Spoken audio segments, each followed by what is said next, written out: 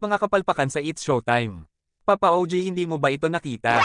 Pero bago yan ay paki-like po ng video. Subscribe na din po kayo sa aking YouTube channel. At pakihit na din po ang notification bell para ma-update kayo kung meron akong bagong video. Magkomento na din po kayo sa ibaba para tayo ay magkapanayam. Libre naman po yan at walang bayad kaya subscribe na. Maraming salamat po. Papa OG Diaz, baka gusto mo ito panoorin muli, baka sakali magbago ang pananaw mo at hindi yung para ka na lang nagbubulag-bulagan sa pagtatanggol sa kaibigan at dati mong alagang si Vice at sa dati mong network.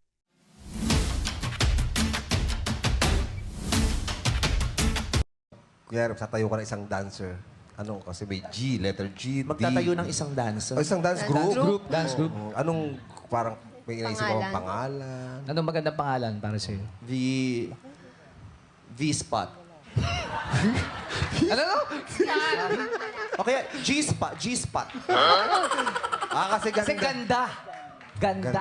Kasi magtatayo ka ng ano eh. Spot. Kasi magtatayo ka ng dance studio eh. On the spot. Diba? Oh, pwede ha? Diba? Pwede, yes. G-spot. G-spot. Gusto mong makapunta sa ano sa lugar namin? Opo. Sa G-spot. Saan mo ilalagay yan? Yung ano mo, yung dance studio mo. Saan mo Sa ilalagay area, yung sa dance area. studio? Sa medyo liblib na lugar. Yung G-spot Sa lalagay ko liblib sa ka. pinakaliblib na lugar. Yung mga madidilim na lugar. Matatalahib. Spot na una niyang sinabi. Kaso pumasok na naman sa kokote ni Vice pagka green-minded niya. Binago pa at ginawang G-spot at inulit-ulit na nila at pinanindigan. Napansin ninyo ba na nag-poker face pa si Vice, hindi siya ngumingiti kunwari walang mali siya. Tapos nang tanungin kung saan itatayo, sagot niya sa madidilim na lugar, matatalahib. Double meaning na naman. Huwag mong sabihin na hindi mo nasakiyan yun, pinapatungkulan ni Vice ha, Papa OG.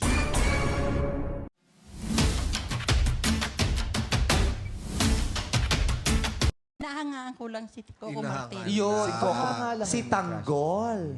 Gusto mo si Tanggol? Eh si Tenggel. Ikaw pa yung Tenggel. Si Tanggol. Diba?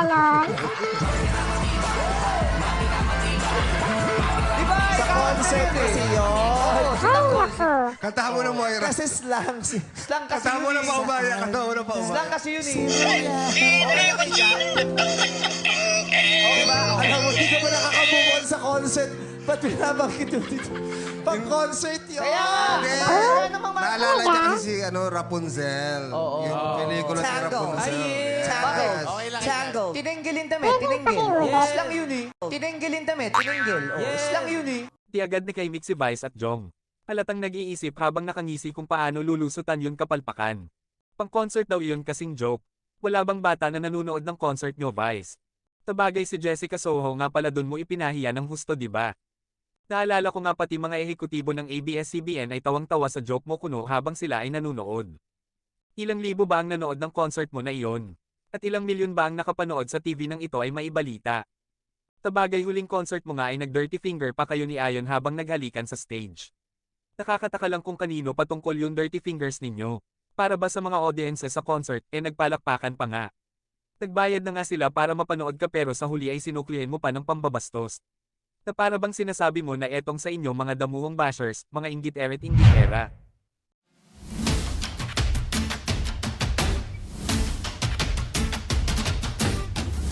Lalaki sa likod, oh, sir. Ay, asan? Tuwa yung mga lalaki doon, oh. Tanungin natin yung, parang may gustong maki-showdown kay Chi. Oh, yung Ay, isa, meron. yung isa naging lalaki. Nagpalit. Nagmalit eh. Yung nag-pek-pek short siya, tapos naging lalaki siya. Oh, kwek-kwek. Yung kwek-kwek yung Oo, itlog. short, short. Orange. Walang kapreno-preno na nasabi ni Kim ang pek-pek shorts. Nung una hindi pa niya napansin. Kung hindi pa nakaisip si Jong ng palusot, hindi pa niya malalaman na may nasabi na siya na hindi maganda.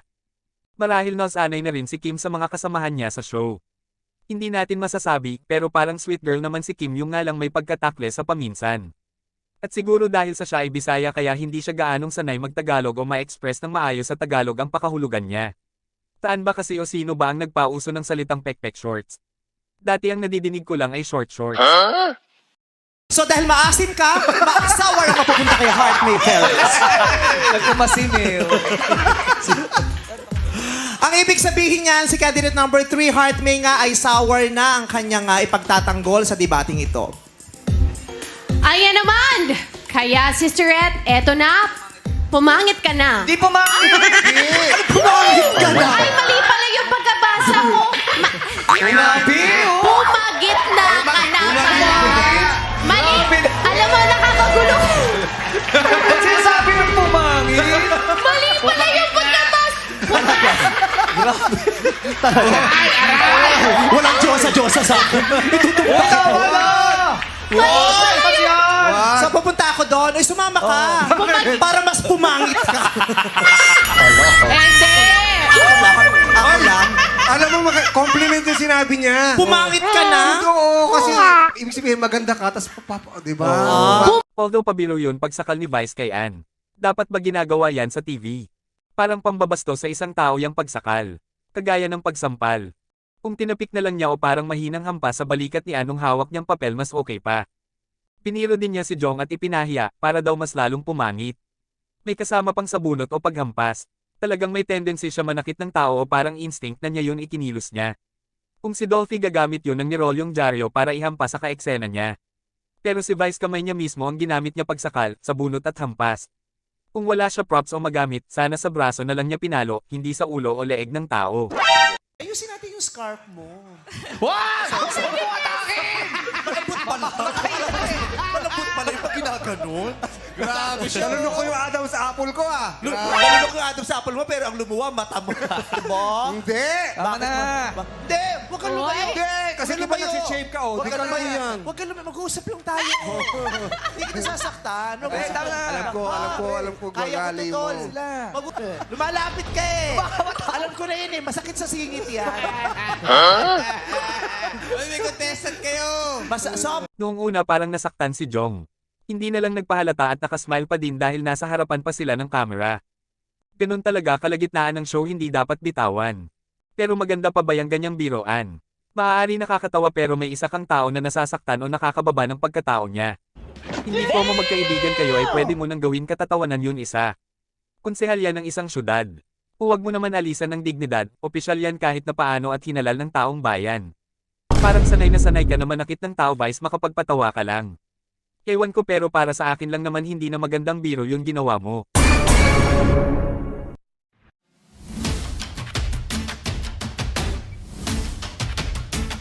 Ito naman ang hindi kaaya-aya na pagsasayaw at pananamit ni Kim Dueñas sa show. Sumirko habang nakatalikod, pagbagsak nakabuka ka at nag-split legs. Isinipa pang parang pamaypay ang isa niyang leg. Ganyan-ganyan nga sa mga beer house. Maganda ba yan sa pananghaliang show? Kayo na ang magsabi.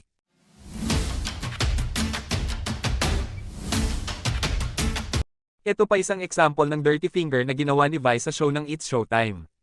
Bagamat humingi siya ng dispensa dito sa nangyari ay dapat bang ginagawa yan sa harapan ng camera at may mga audience pa sa studio nila. Pwede naman na sa dressing room na lang nila yan pinaggagawa yung sila-sila lang ang tao. Ito pa ang isang kapalpakan ni Kim Chiu na hindi na nabanggit pa sa lumabas na suspension order. Matagal na po kayo nagko-contest, Tay? Sumasali sa mga contest-contest, mga ganito? Sa amin. Baribaryo. Announcer po ba kayo, Tay? Ang ganda Hindi po po. ng vibrator ng Oo, boses. pwede nga radio announcer. Vibration ng boses.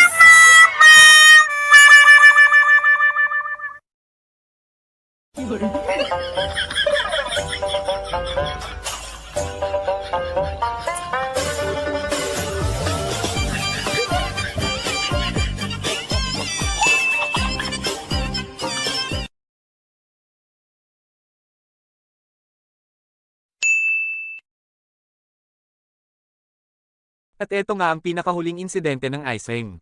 Sa totoo lang kung isinubo lang ng natural yung daliring may icing at wala ng halong kalandian at tirik mata ay wala naman sanang isyo sa pananaw ko. Yun nga lang hinaluan kasi ng kalandian na pagtingin kay ayon ang ginawa ni Vice. At nang ito ay isusubo na niya ay itinirik pa ang kanyang mga mata. Nangyari sa harapan ng mga bata iyan.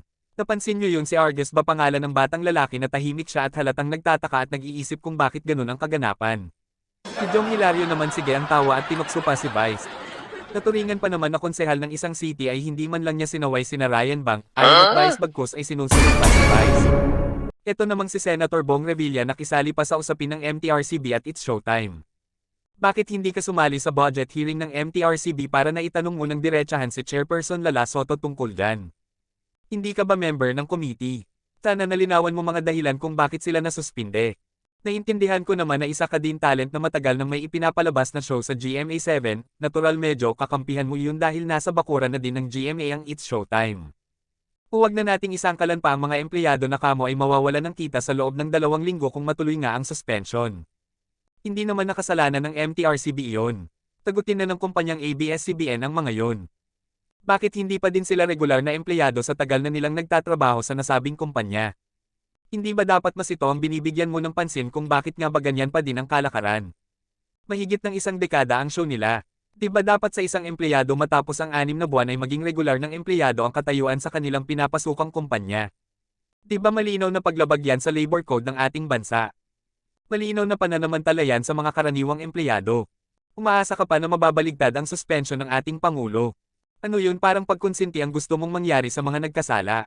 Idadamay mo pa ang opisina ng ating Pangulo at parang gusto mo pa na may kilingan siya imbes na ipatupad ang batas ng ating bansa. Hindi po sa minamaliit ko ang inyong kaisipan, Ginoong Senator. Pero ilagay nyo naman po sa tama ang bagay-bagay, yung parehas lang at walang kinikilingan. Pambabatas pa naman po kayo pero parang kinukonsinti nyo pa ang mga may kasalanan. Kamo may natutunan na ang mga hosts ng It's Showtime. Nanonood po ba kayo nung show nila? Madalas pa din po ang pagpaparinig nila sa ahensya ng MTRCB. Kailan lang nang makatanggap si Vice ng award sa FDCP ay may pasaring na naman siya at sarkastiko pa ang kanyang pagpapakumbaba kuno na inaalay niya sa mga tagahanga niya yung award. Nauna na ang pagyayabang niya bago pa humingi ng dispensa. Humihingi siya ng dispensa sa mga taong naiinis daw dahil nakatanggap siya ng award. Sarkastiko, di ba? Panoorin niyo po at pakinggan yung speech niya sa It's Showtime. At sa kanya sabihin kung may natutunan na ba yung si Vice. Patuloy pa din si Vice ganda sa mga pasaring at parinig niya sa MTRCB. Talaga bang walang pagsisisi na nararamdaman si Vice sa mga pagkakamali nila sa It's Showtime? Sino ba yan? Sa iba, mali. Pero sa inyo, pwede. Ganon. Double standard. Di ba? Ganda mo naman! Ordinary day. Siyempre, ganyan talaga. Di mo naman kami sinabihan. Ha? Sana nag-committed! kami. Basic na to. Hindi ko napansin yung kulay mo ngayon. Diba? Kala ko naka-all black ka. Ganyan talaga. Pag marami kang blessings, para ka namumukot ka na isang rosa. Oh, talaga?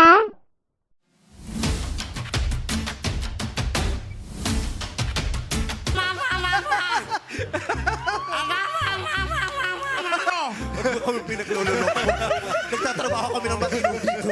Yung pag-ere namin, nangungupahan na kami sa TV5, ginaganyan-ganyan. Gigigil. Dalawa na nga lang ngipin mo, nagdudugo pa yung isa. Ano? Nagulat kayo, no? Akala nyo, ngongo ako, no? Mongoloid kaya ako. Akala nyo, ngongo ako, no? Mongoloid kaya ako. O hindi yan ang intro mo ng rehearsal, ah. The views and opinions and the words of the candidates do not necessarily reflect the views and the opinions of the host, the show, and the network. Gusto na, in behalf of candidate number 3, ngayon pa lamang ay humihingi na po kami ng paumanhin sa maaaring mga na-offend o hindi nagustuhan ng mga sinabi niya sa simula, lalo ng paggamit ng mga salitang ngongo at mongoloid. Hindi na natin yung ginagamit. Yes, I'm really sorry po. I didn't mean it. Gusto ko lang po magbigay ng kasiyahan but hindi ko po sinasadya. I'm really sorry for that. Okay, so lesson learned. Again, we apologize. Ba't mo ginawa yun? Ang ganda na ng simula namin. I'm really Kasi sorry. may mga salita na hindi na ngayon angkop at hindi nakatanggap-tanggap, 'di ba? Yung mga sinasabing hindi na politically correct yung terms at saka may mga bagay na hindi pwedeng sabihin sa telebisyon. Dapat maging sensitive ka. Kaya dapat yung kung ano yung rehearse kasi yun ang napanood nila. Kasi kung hindi mo Inapprove sinabi, yun eh. kung sinabi mo yun, hindi i-allow nila ng approve yun. production. Noong una ay medyo pabiro pa sana pero kalaunan ay sineryoso na nila ang pagsasermon doon sa contestant on national TV. Well, tama naman sila at may mali nga namang nasabi yung contestant. Pero bakit pagdating sa kanilang mga sarili ay hindi nila matanggap na nagkamali sila at pilit pa ding tinatayuan ang pinapanindigan nila?